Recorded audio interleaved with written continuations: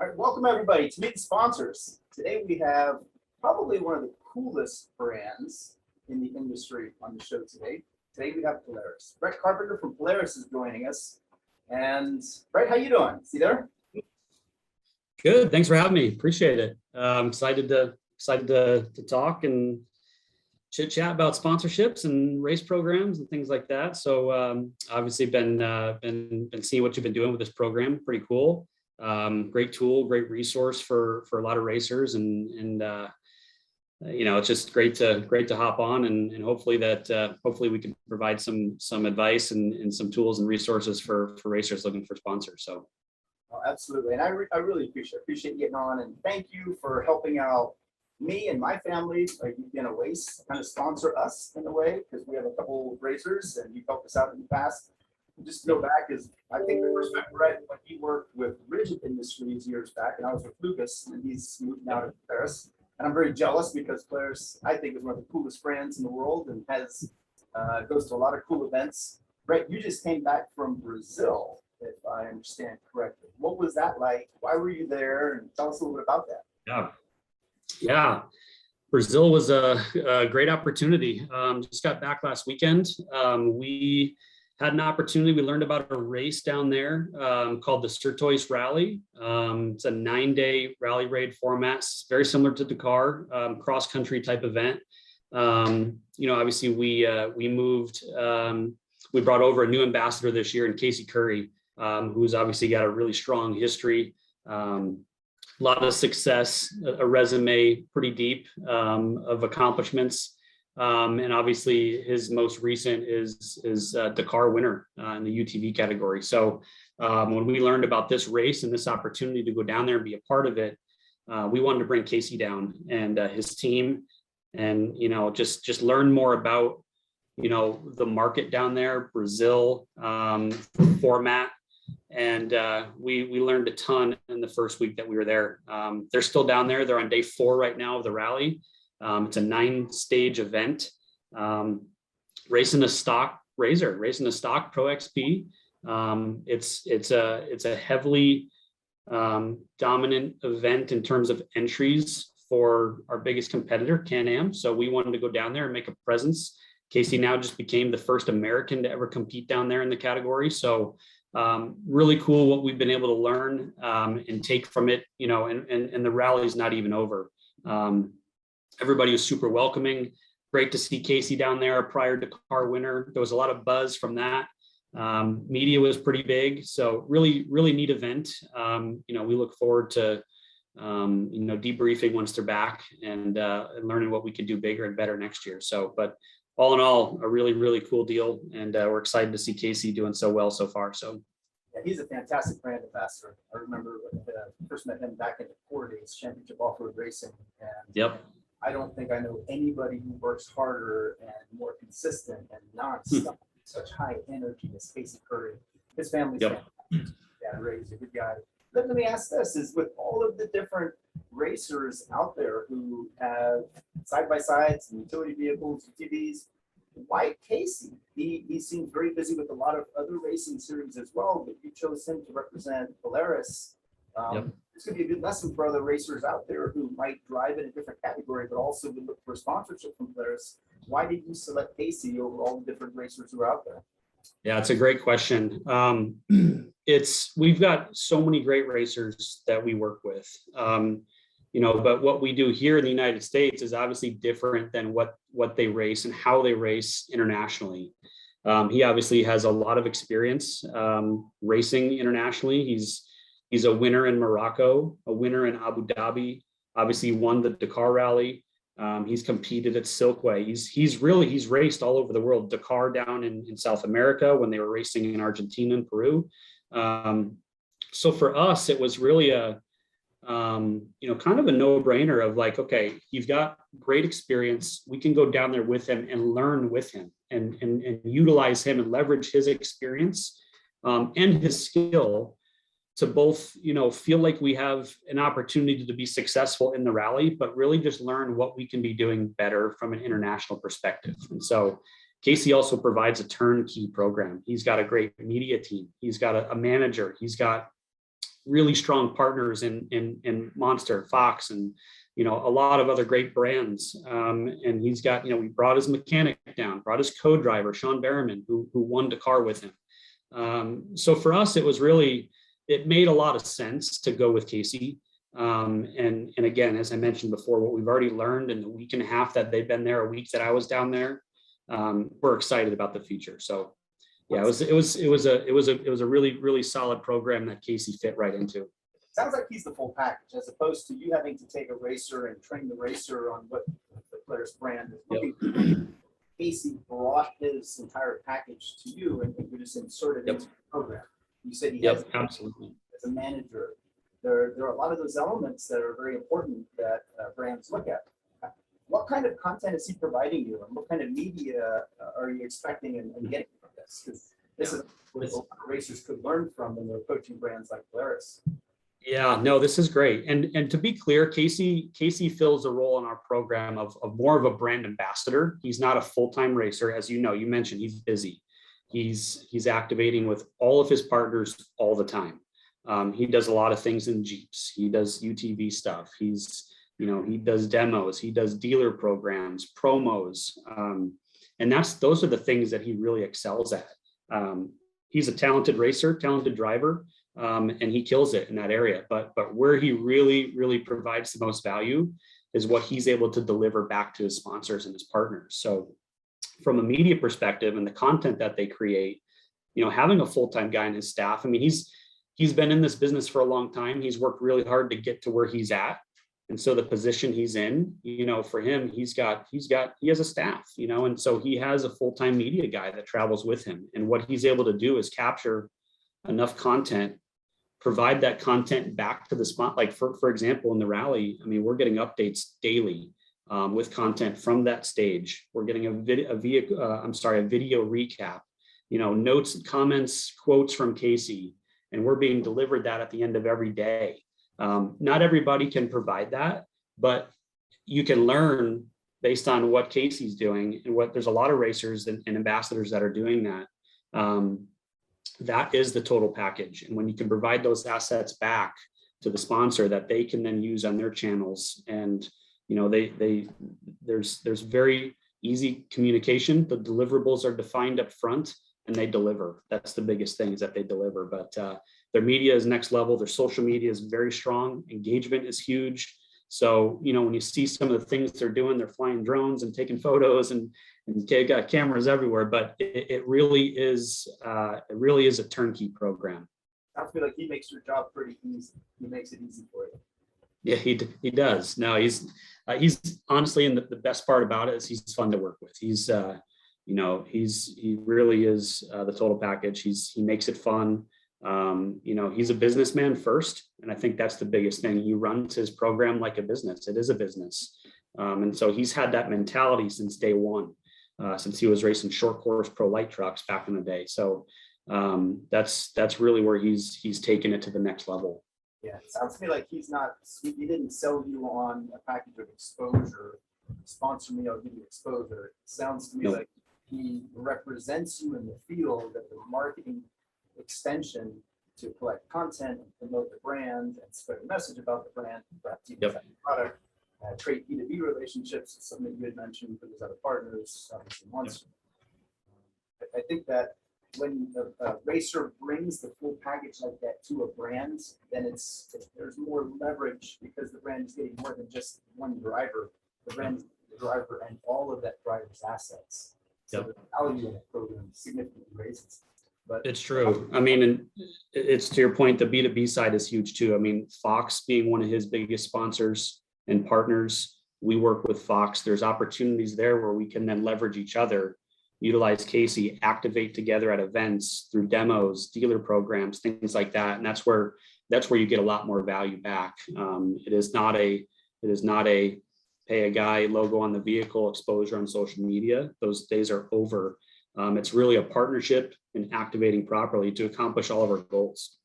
Are you finding that all of your brand ambassadors and all of your sponsored racers understand that? Or is it something that you're having to educate them and explain to them what you're looking for when you sponsor? I know you probably have 15 to 20 top level sponsorships and a whole ton of the amateur and enthusiast. Yep. But how many of your top level sponsored riders do you need to really hit that home with, or do they all understand and activate similarly as Casey? I would say, the thing with Polaris is that we have both brand ambassadors, we've got racers, we have some guys that cross over and do both. And so deliverables really are defined, and the programs are set up a little different depending on what they do, what they bring to the table. Full-time racers, there's a different expectation, and that program is built differently. The goal of racing is a performance business, and so we want to win races. Because of that, there's less focus on social media and the content. And it's more, how do we provide you with the resources you need to go be successful on the race course? Because as a vehicle manufacturer, we want to promote the performance of that vehicle. We want to prove the performance of the vehicle. We do that through accomplishments and tackling the gnarliest terrain, King of the Hammers, Johnson Valley, Baja, the Nevada desert, the Glamis sand dunes, right? There's just different things from a terrain standpoint that we want to that we focus our marketing efforts around based on what our vehicles are capable of. Now, with the brand ambassadors, there's a different set of deliverables. That's where we get things like content, social media engagement, reach, all those things, which is those programs are built a little different. So we have partners like Casey. We have partners like, RJ Anderson, RJ's not a full-time Polaris racer. He's raced before, but RJ's, we look at RJ as he's the face of Razor, right? He's been around for a long time. He's helped us build this brand. For that, we use RJ differently.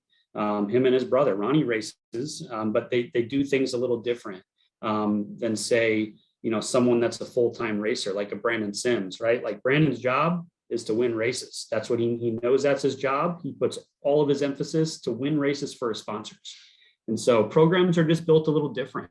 We have guys like the Diesel brothers and Tanner Faust and, brand ambassadors that provide us with different opportunity than say on the racing side. I think you differentiated in that sense, because I don't think that in prior webinars and we really made that distinction between a racer versus a brand ambassador. The brand ambassadors obviously are there to represent Polaris at a branding level, and the racers there to prove functionality. So that's really interesting. In the future, if there are any racers on the call or watch the recording of this later, where are the areas of growth or opportunity for racers who may want to partner with Polaris? Would it be on the brand ambassador? Would it be on the racing side? I think that's a good question. I think it depends on the racer, depends on the person, on what they do.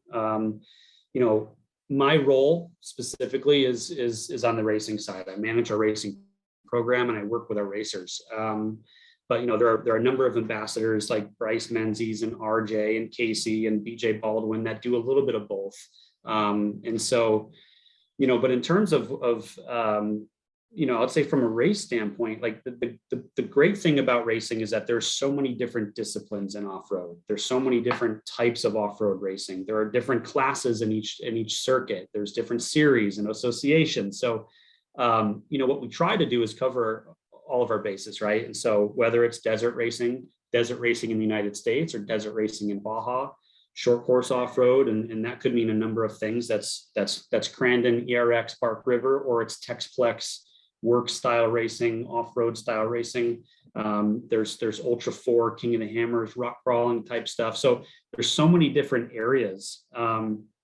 But what we want to do is we want to be successful in as many places as possible. And again, it goes back to how we market these vehicles and improving the performance. So, for a racer, I think it really just depends on the type of program they run, what type of racing they do, where they want to race, and finding the right program that would allow us to work with them. Right. Now don't answer any specifics about any specific team or brand ambassador you have, but what does a sponsorship look like from Polaris? Is it product? Is it cash? Is it media? Is it a combination of the three? What can a racer expect in return by joining your team and representing the brand?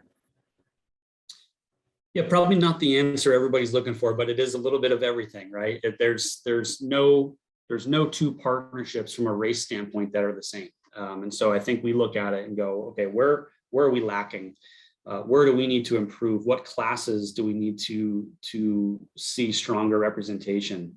And so we look at everything from stock up to pro turbo, and we see opportunity. And so, but with that comes, different levels of partnership. We've got obviously our full factory, our tier 1 full factory racers obviously have a different structure built out than some at more entry level type programs through parts support, things like that. So we have racers on our program that are doing this to make a living. This is their full-time job, and so you can imagine what type of support that looks like in comparison to things like parts discounts, contingency, things like that. So ranges from top to bottom. And how many decks of proposals or partnership requests do you receive every year, just on average? What do you think? Quite a few. That's a good question. The thing is, I mean, honestly, the thing is, with social media now, I would say my DMs are blowing up more than my inbox. And that's and I can't knock the hustle. I've worked on both sides of it. I've worked as a team manager and managed a racer. Back when you were with Lucas, I worked with Jarrett Brooks, and I was hustling. I was working on that side. Maybe that's where I even reached out to Tony a couple of times. And it's not easy. There's no formula. There's no easy way of doing it. But I've received quite a few proposals. Here's what I'll say: the ones that reach me, I get emails from racers that, how'd you get my email? I mean, I'm sure it's not difficult to find, right? And you can ask around, but I do get a lot of emails and a lot of proposals and decks sent to me. But I also get a lot of direct messages on Facebook and on Instagram, LinkedIn, and I appreciate it. That's these guys and gals are doing what they need to do to find the right person. But it's in the hundreds for sure. What gets your attention? What gets your attention?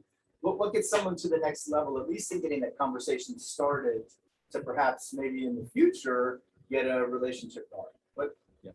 What can somebody do today to really start on the first step in getting sponsored by Polaris? Yeah, that's a great question. And I think, and I've thought of that. The biggest thing I think is really, I just want to see I want to see effort. If they reach me, I'm intrigued. So for that alone, I'm going to look at every deck or every proposal, every email. I do. I look at all of them. I have a way of storing them. I save them and refer back to them. I bookmark a lot of them that I feel are really strong decks that I can use as a resource in the future, or just that's a racer I want to make sure I touch base with again. Something clean. Like I want to see it just, professional. I don't need fluff, That's the last thing from a race standpoint. Again, it's performance. So where are you racing? Where do you come from? What are your goals? What are you racing?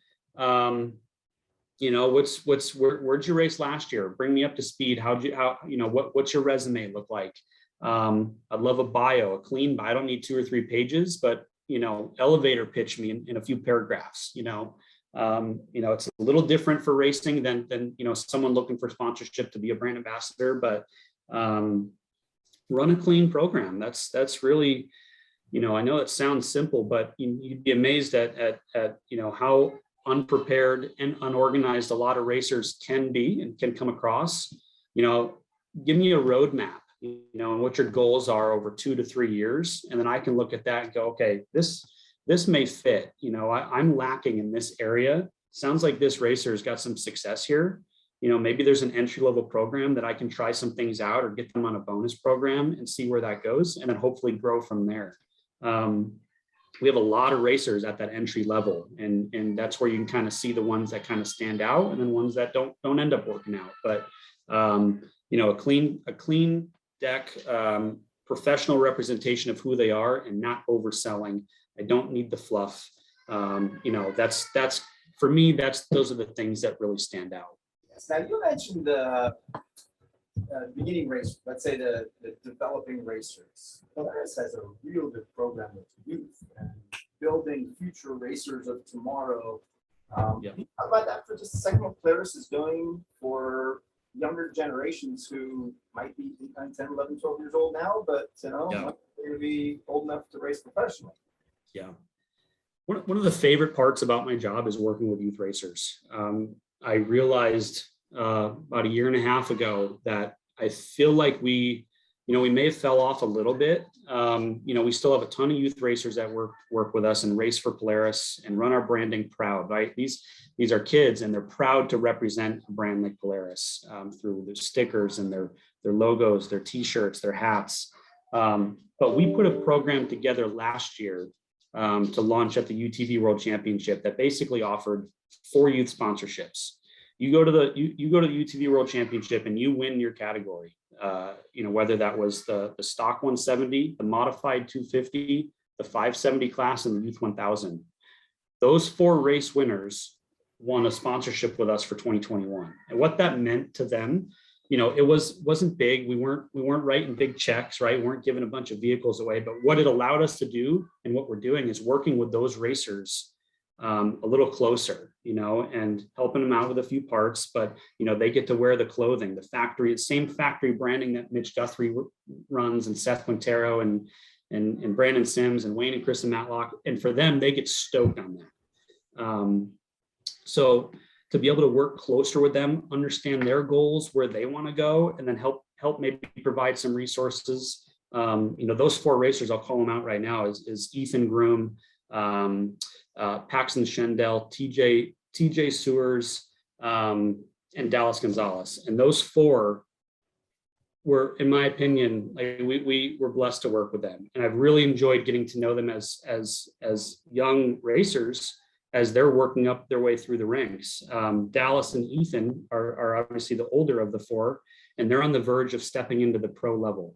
And so that looks a little different than for TJ and for Paxton.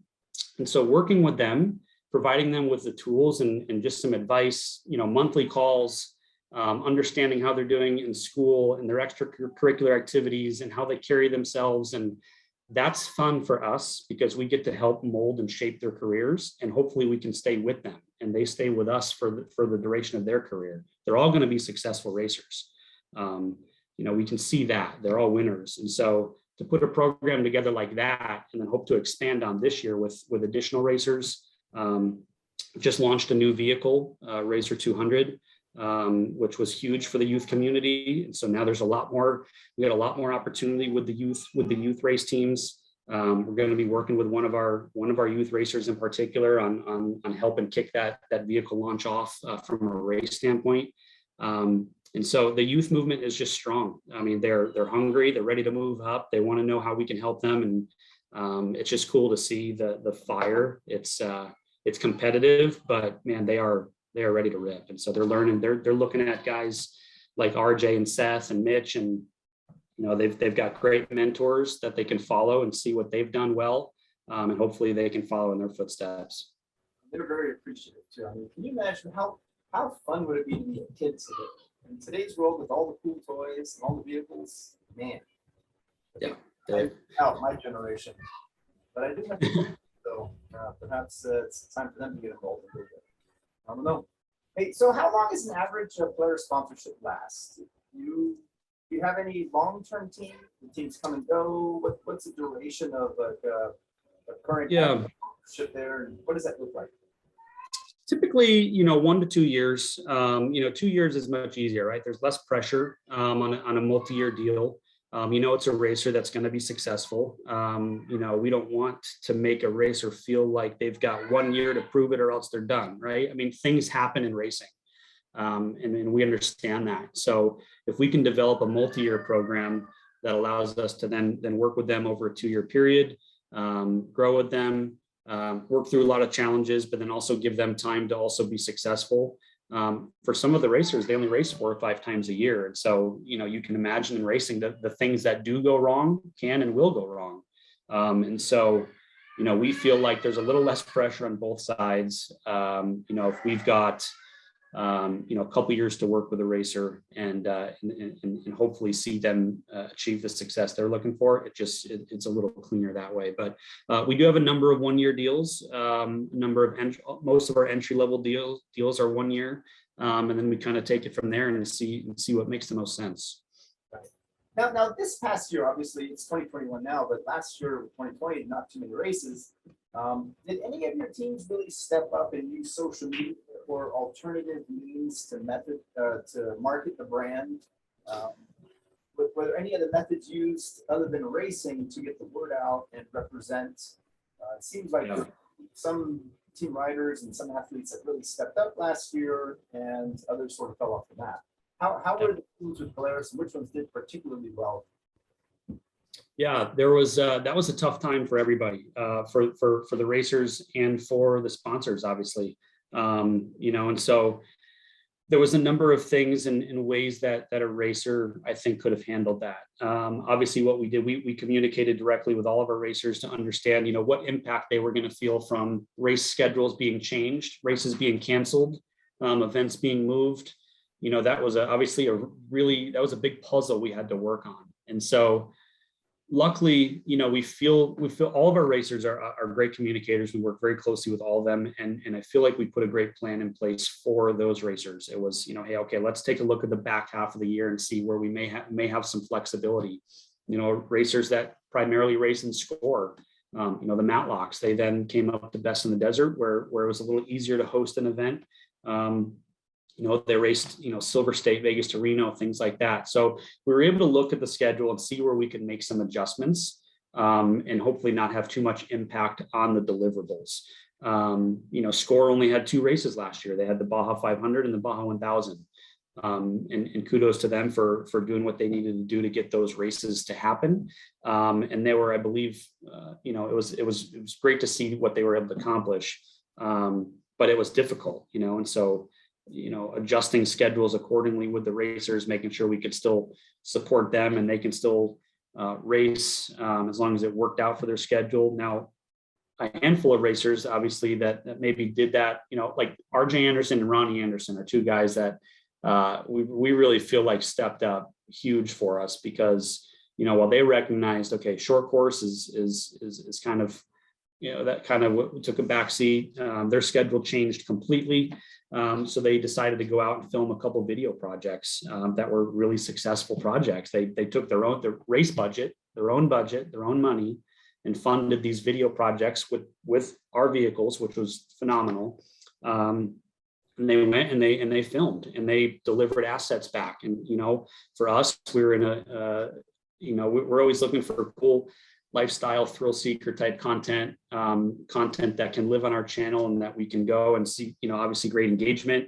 And last year with COVID, we needed that, right? Like it was just a tough time. So RJ and Ronnie, we really feel like delivered during a challenging time with what they were able to do with their program to go and continue to support their partners. And so Tony, I don't know if you saw the same thing at K&N, but those guys are, what they're able to do is they'll call you up and say, hey, how can we make some changes and make sure that we're still checking boxes for you guys? And so that was great to see. That was one example that stood out to me, aside from the racers that we were able to move their schedule around. Yeah, I love that actually. And Tony, if you want to respond, just let me know. Turn your mic on that. But sure. Go ahead, Tony Yorkman from K&N Films. Yeah. Call it. Yeah. Well, opening that door hurt you guys because I'll take up the whole hour talking to myself. But no, I echo the sentiments with Brett. Absolutely, I learned a lot from RJ and Ronnie, and I've encouraged a lot of people on our platform to follow them for that reason. When they were one of the people, one of the groups that actually stepped up tremendously and went from being a strict race program to expanding to a brand ambassador. Brett, you commented on there are 2 differences there, and I totally agree. And the longest time at K&N, all we did was a race program. We really never had brand ambassadors. But as we, gone along, and 2020 was a great example of how you needed to adjust and having the best of both worlds. Those 2 guys have actually, did better than most in adjusting their programs to know that, yes, product validity and the impact of they can provide their sponsors on the racetrack was definitely number one. But they filled in a lot of time and they added a lot of value to their program because look, racing is great, but you can't count on them winning in every race. So this became icing on the cake. So yeah, I kind of echo that. And, like I said, I saw the same kind of performance lift from the same group of guys. And I use them as examples going forward with a lot of people. Yeah. To echo that one more time, and for racers that are wondering if that were to happen again, what to do in that situation, pick up the phone and call your contact at your sponsor and ask them what you can do. How have your goals changed based on what's happening in the world right now? And how can I help you still? And so, I mean, just having clean communication is the biggest thing. So that's been great for us. And clearly it's been successful. I don't know how many others on the call are finance geeks like I am, but I'm a former career was investment banking, and I love investments, and I love watching stocks. And Polaris stock has just been outstanding. Even through the pandemic, the stock continues to rise. It's one of the best performing stocks and most successful and profitable companies out there. So something you're doing, Brett, is working because the marketing works. People are buying the vehicles, and it's causing the stock to go up and sales to go up. So I think this is funny. I don't know if you guys can hear this now. My dog is upstairs scratching. It sounds like somebody's knocking on the ceiling. I did hear it. So George Hamlin is my tech today. By the way, everybody, Tammy's in North Carolina visiting a friend. So I got George Hamlin here. He's doing tech. Hey, George. Hey, guys. George from the Dirt Life Show, buddy of mine. Hard. Fantastic. Yeah. Also sponsored by several of the brands that we've been mentioning. So Yeah. Nice to talk with you, Brett and Tony. You too. Yeah, love George. George is a guy that I'll have a strong connection to for the rest of our life. And he's a good dude. He's doing a lot for the industry. His podcast is awesome. He's been killing it. So kudos to George for also providing great resources and a great outlet and avenue for young racers to learn from. So appreciate everything George is doing. Yeah, thanks for the kind words, bud. that's a good point. George now is not racing, but he's still creating content, still creating media, still helping brands. And that's a good example to follow. Things happen sometimes when you can't race, whether there's a pandemic or, perhaps you've gotten in an accident, you can't race anymore. You can still represent brands, and you can still create value, and you can still create B2B opportunities. And with today's media, I say a lot to people, there's only one thing that you need other than a phone, and that's a thumb. You need a thumb to press start, record, stop, upload, share. You just need a thumb. You need just to go out and create that content. But as you're saying, Brett, the content has to be relevant and cool. And the Andersons obviously make some of the coolest videos. It's like the Gymkhana for off-road, the Gymkhana for racers is what I consider it. I remember when they were making the very first XP videos, I believe, in that media. That stuff is just phenomenal. That media is different now. Media's changed. You have access to media all the time, and it's high quality. So you had said something about I don't know the word that you used, but interesting or actionable media, creating cool, fun content, not just standard brand content. Yeah, the Andersons can do that. So anyway, I wanted to go along. After the dog started knocking upstairs, as he's telling me, okay, go change the subject. I don't know. Are there any questions in the chat room, George? Not yet. All right. If anybody has any questions, you can type them out.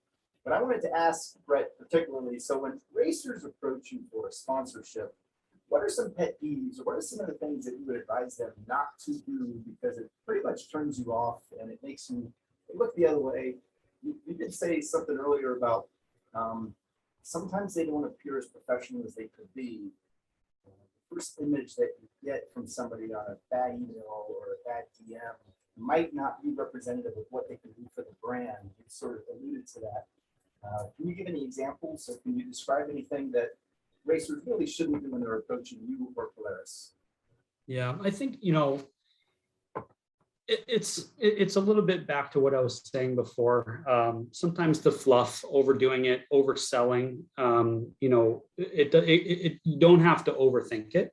it can be very simple proposal. A lot of times I'll get like a one pager and I look at that and go, okay, this is great. This is to the point. And that's in my opinion, a lot of times you can get lost in a really, really large multi-page marketing deck, and at times don't even have the time to go through all of that, and then it can kind of get lost in the shuffle. So the biggest thing for me is something clean, something simple, without overselling. I think authenticity is also really important, because what I can see in a deck and get their contact information and their social media, and I can go look at their social media accounts, and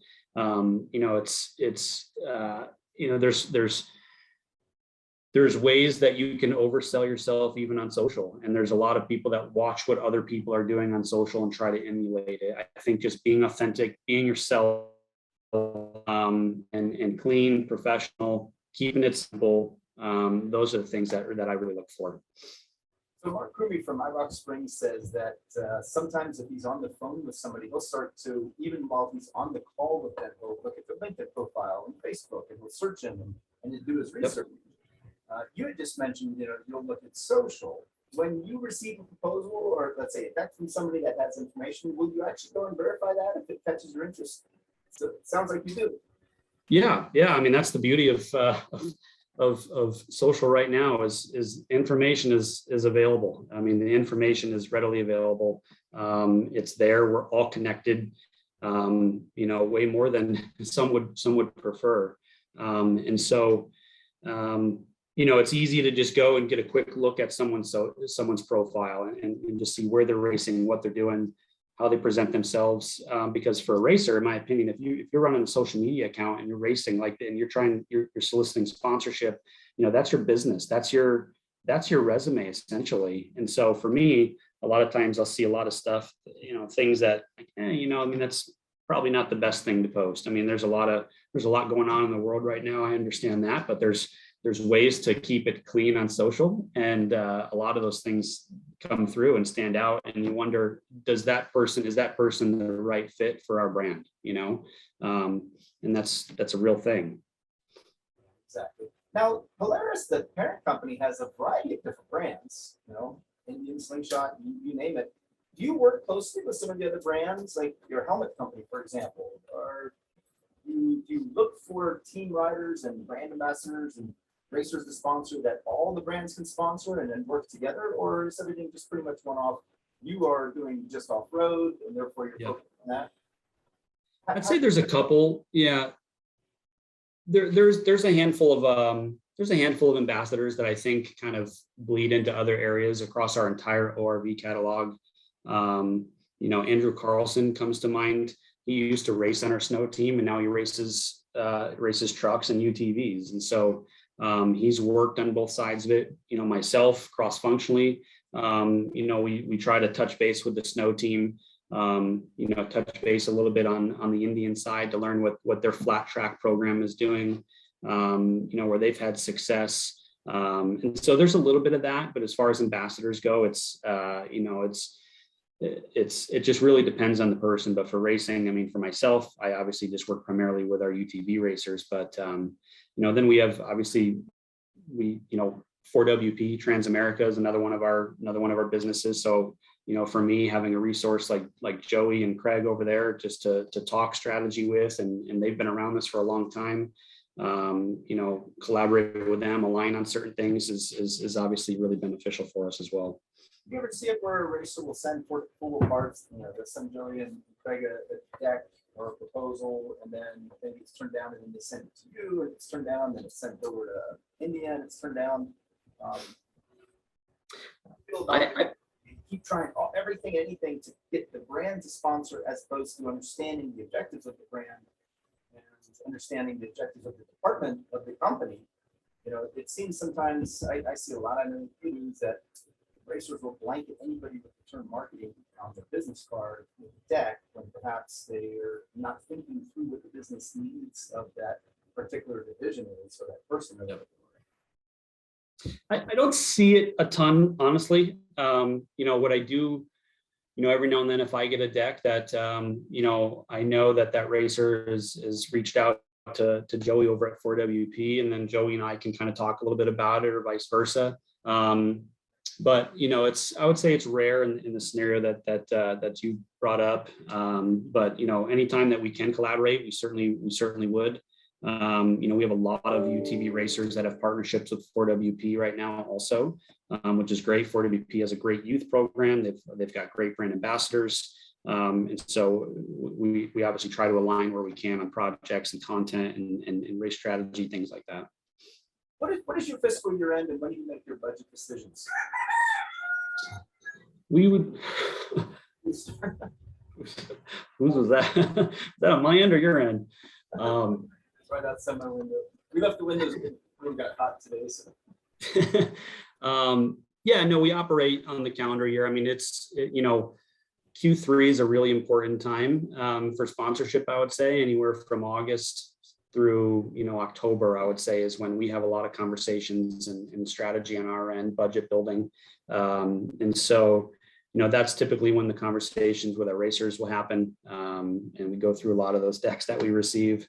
It's fall season, probably no different than a lot of the other brands out there, and we try to respect the racers' approach with their other sponsors as well, and a lot of it does hinge on their partnership with Polaris, the vehicle, right? And then they obviously have to make their deals with their tire and their wheel partner, shock. So we try to work with the partners as quick as we can, but obviously we have to align on our own strategies and budgets first. Have you ever given a sponsorship to a person you've never met, but just communicated through email or messages and texts, or do you always want to meet the person and get to know them as an individual? I would say there's certainly opportunity there. I would say, if they did something that caught our eye, and we some dialogue starts and they're sending us updates. A lot of times that's how I'll start a conversation. Hey, it's early in the year, but feel free to send me your updates throughout the year and I'll kind of keep track, and then let's touch base this fall, and then kind of see what happens. And then I would typically love to meet them in person if I can align and arrange a meeting at a race or an event at a show. I'd love that, because I feel like you really can learn a lot about someone in a face-to-face meeting in person, how they carry themselves and how they present themselves. They're professional. That doesn't always come out as easy in an email or through a phone call or even a Zoom call. So I would prefer to meet them in person at least. Obviously during, with everything going on, not as easy for everybody, but I would say it's not impossible, but I would certainly try to make an effort to meet them at a minimum over a Zoom call or something first. Right. How many calls a year are acceptable before somebody starts to get annoying? Like if somebody's starting to get to know you and you're starting to get to know them, and you know what, they might be a pretty good fit. So you're taking the calls, you're taking the meeting. At what point do they gotta just stop calling and meeting because now it's too much? You're not ready yet, and you told them that, but they're still persistent. And one of the reasons I ask that is because I get copied on a lot of emails that some of the webinar attendees send to some of the guests that I have on the show, and most are understand. Most of the attendees will send one or two messages and it stops. Then there's a couple guys that send a message every 3 days, and they're copying me on it, and it gets a little annoying because they copy me. So it implies that I'm aware or perhaps endorsing or the message, which I'm not. But it's even annoying me, and I'm not the target of the message. At what point? Yeah. And I'm sure if you get hundreds of sponsorship requests, yeah. By the guests, Yeah, I've got a couple examples. There was a racer that I met earlier this year around King of the Hammers. We provided him with some entry level type support, and he went and raced and kind of accomplished a bucket list goal for him, which was to go and compete in Johnson Valley. And that was a connection was made, from somebody else, introduced him to me, all good. But over time that he became very comfortable, with emailing me and almost with a little bit of a handout kind of a mentality of, how can you help me next? How will you help me next? And, I don't blame anybody for the effort, because I've been there. But at some point it's a little bit, where it's like, hey, you got to respect my time. And we have a lot of racers. I helped you, I worked with you, I supported you. Good luck. But it's just it's at some point, it's just a matter of just really respecting the time and understanding that there's a lot going on. But it's rare. I would say that was a rare occurrence. It doesn't happen very often, but throughout the year, it can add up. What is the next event? Do you go to SEMA, PRI? You mentioned the UTV World Championship. That's something coming around the corner. What events are good places to perhaps meet you in person? Just shake your hand, get to know you a little bit. Yep. For racers, I feel like it's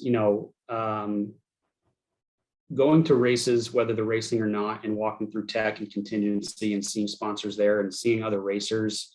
Maybe tagging along with a racer for a weekend if they're not racing. In my opinion, that's a great approach. Whereas, the flip side could be something like SEMA. It's not as easy to get a meeting at SEMA with some of these bigger companies. The approach to SEMA, in my opinion, has to be very strategic. It's reaching out early. If you can make contact with somebody even before. I would say it's going to be really tough to nail down an hour-long meeting at a show like SEMA. But, if you go to an event like SEMA and you can make it a point to maybe stop by a booth and say hello, just make a quick face-to-face. And maybe if you have something small, that you can leave, that's easy for the marketing director or the brand manager to take away, as opposed to handing them a big book or a binder.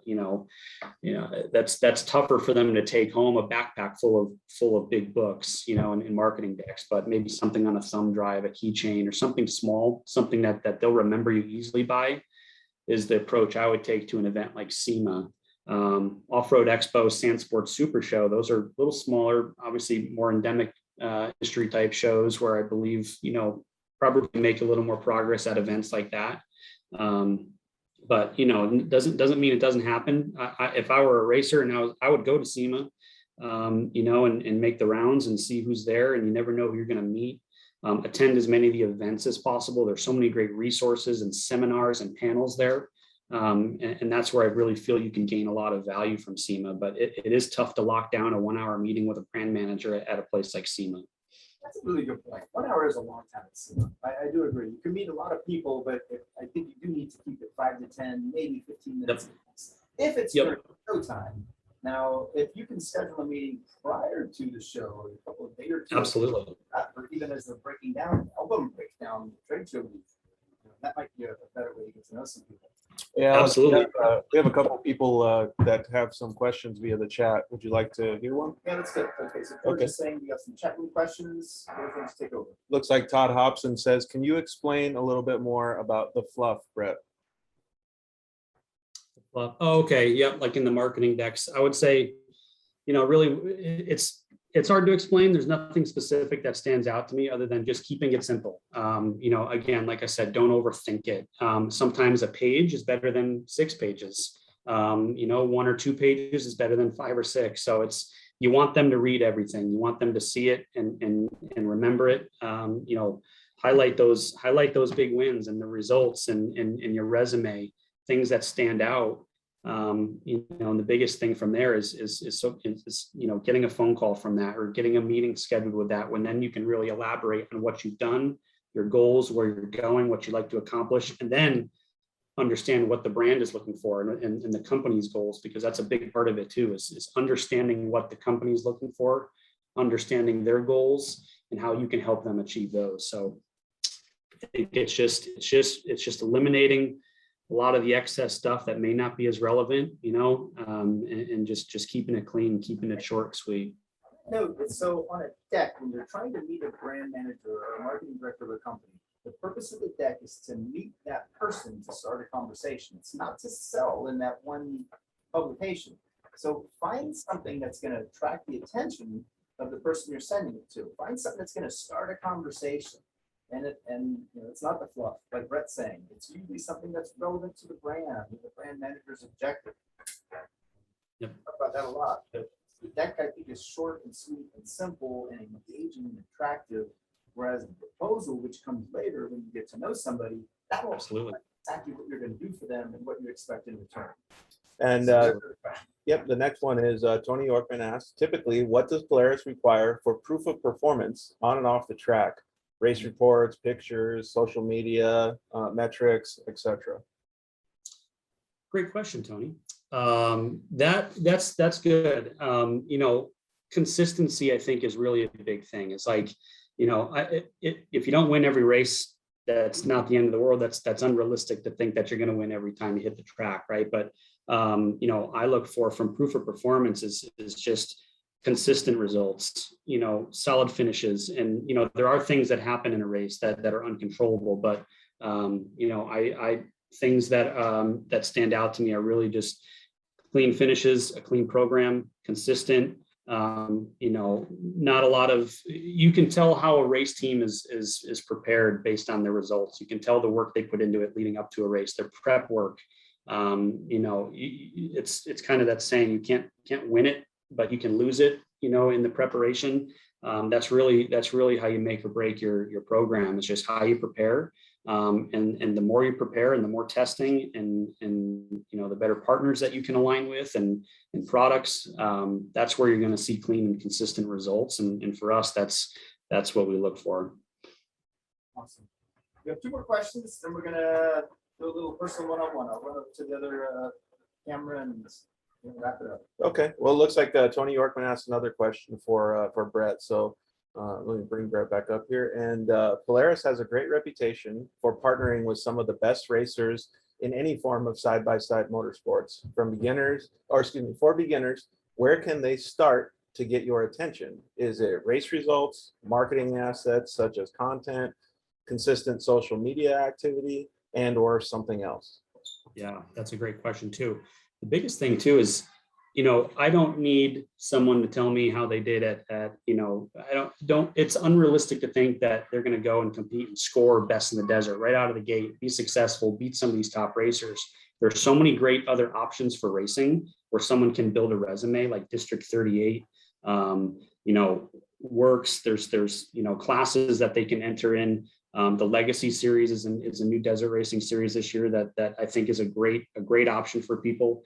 And so for me, it's, build up a small resume, a resume of results, consistent results in a couple of these smaller series that does a number of things for the racer. It helps them build the confidence and they know what it takes to go and win.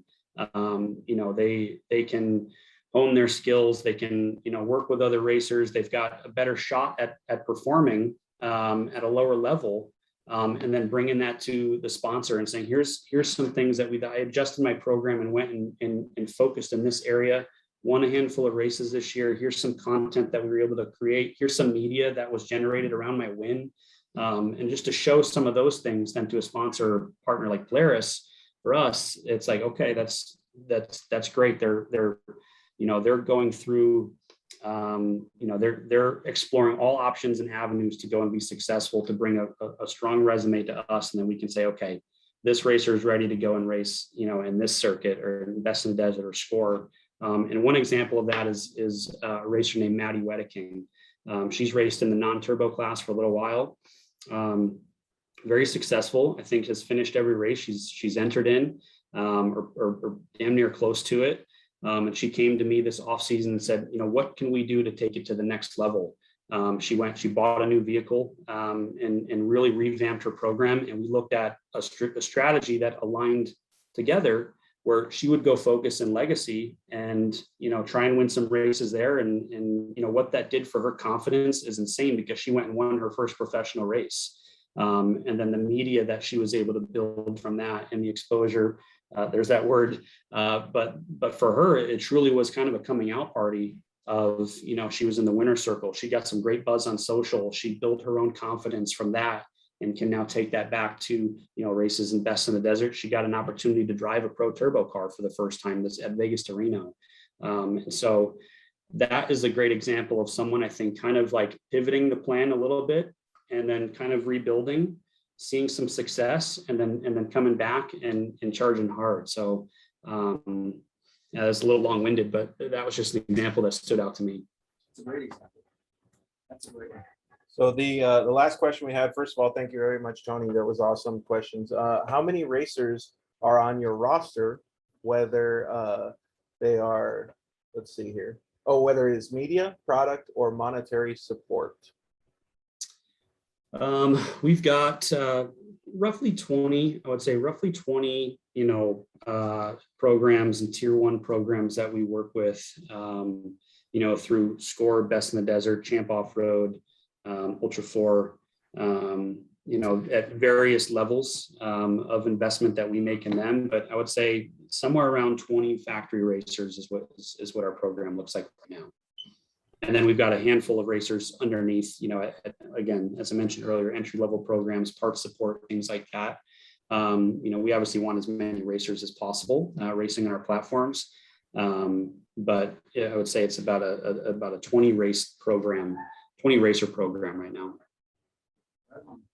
Well, Brett, are there any final words, anything that I missed, or any advice that you would have to racers on the call? Something that I maybe didn't mention, but can help their efforts in trying to seek sponsorship, not just from Polaris, but from any brands? Yeah, I would say, advice that I would give right now is just being yourself and not trying to be somebody else, because it's so easy to see what somebody else is doing on social media. There's a big focus right now on the type of content that people put out, whether it's viral videos, funny stuff, stupid stuff. I mean, there's a lot of it is at some point, just you look at it and you go, just be yourself. I would say quantity over quality in terms of content and social and how you represent yourself, and staying humble. This is a really tough business, but it is a business. And so just how you carry yourself goes a long way. There's one racer on this call here on the panel. I see Elliot Watson. I've actually never had the pleasure of working with Elliot, but that's one racer that I think carries himself extremely well. His reputation would from any time I've ever communicated with Elliot, seen him, we say hello at races. That's a reputation, that's professionalism. And again, I don't even work with Elliot, but that's a great example of a young racer that's working hard, and he's carries himself well, and he's successful. He's killing it. So I would say it's just a matter of how you really present yourself, carry yourself professional. Don't be afraid to say hello to someone you see him at a race. You see someone like Alex or Tony or myself walk by, stop us, say hello, ask us, what's the latest and greatest? How can I help? Are there any opportunities? What are you looking for? A 5-minute conversation would be awesome to have with any racer. So. Well, thank you again. Thank you very much. And congratulations, Elliot. Elliot, sounds like you're on the right path. So keep that up. That sounds like good news. Today, we're going to do things a little bit different. Usually I get on the other camera and we chat for a bit, but for 3 reasons. One is we got a rooster outside that keeps making a lot of noise. Today's my son's birthday, and I'm late for the birthday party, and George has to drive all the way from San Diego to Tucson right now. So we're going to cut the call off here. We're going to skip the last minute chat. We'll do that next time. Brett, thank you again. This was an awesome call. Tony, thanks for joining. That was a surprise. I'm glad to see you. Awesome. That was cool. Everybody, thanks again. Thanks for joining. This will be recorded and uploaded shortly. I'll see you next week. Next week we have Boston Mullica from AEM. You guys, thanks, guys. I appreciate it.